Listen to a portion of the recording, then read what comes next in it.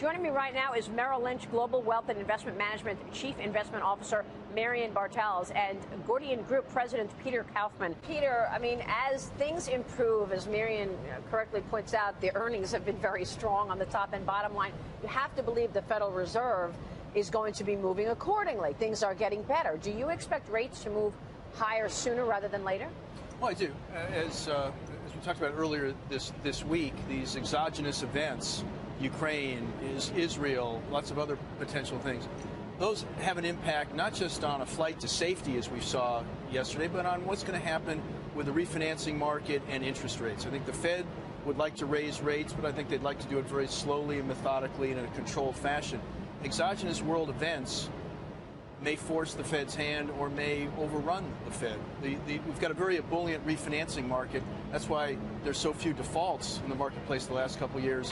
And these events may force rates to rise sooner than the Fed might want. And yet, Thomas Farley a minute ago just said, look, you know, the market doesn't necessarily react to this stuff. We've seen it in the past. Do you think this volatility and volume spike continues, or is it all dictated on these global events? I think it depends on the global events. I think people are skittish. And I think you've seen a flight to safety in the last 24 hours. Palladium, one of our favorite metals, 13-year high. Anything that you can feel, touch, and smell has gone up. The markets have been hit. I think people are nervous. Yeah, for sure. All right, Marian, Peter, stay with me. A lot to talk about with you. I want to get your take, Marian, on hedge funds and really what they're doing, how they're allocating capital right now, and, of course, the institutions. All right, Sandra, thank you. Stocks looking to rebound today after that sell-off yesterday. I'm with Maria Bartiromo and Peter Kaufman today. Peter, let's talk a bit about some of the financial services. We had a big week for the bank earnings. How would you characterize the earnings period that we saw, and where are we in terms of all of the regulations? Is it fair to say we're almost done, or is this just the new normal? Well, the regulatory environment is a very interesting one because, on the one hand, there's been such public scrutiny about the health of the banks.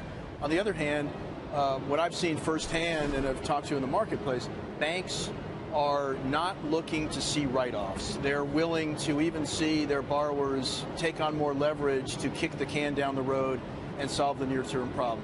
Banks' philosophy really, Maria, these days is a rolling loan gathers no loss. So they just want to keep deferring and deferring because regulators, for confidence reasons, don't want to see banks take the hit. That's really the big picture from my perspective. Yeah, I mean, when you just look at a Bank of America right there, I mean, the litigation expense, J.P. Morgan putting $20+ billion aside for the regulatory environment. I mean, the numbers are mind-boggling. Of course, Peter, is all the deal flow. And I wonder if you guys think that this is a positive for the market. I mean, the whole tax inversion story is one part of it. The other part of it is that we're seeing such combinations. I mean, today, AbbVie and Shire Pharmaceuticals. What's your take on the inversions? Well, the inversion is a political football.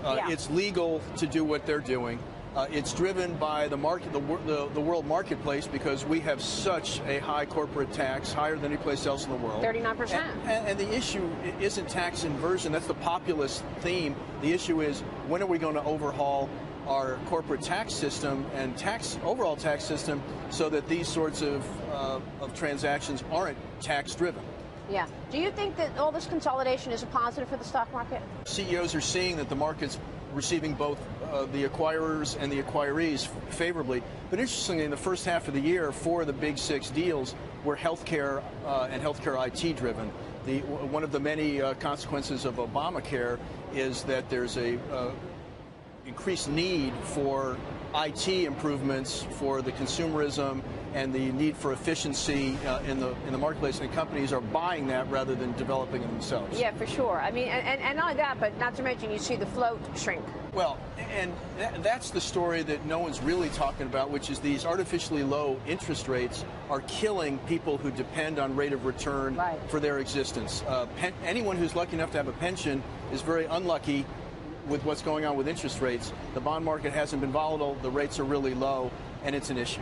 Yeah, really, really interesting stuff. Peter, Marian, really good to see you today. Same here. Thank you so much for joining us. Maria Bartiromo, Peter Kaufman joining us. Straight ahead, FedEx being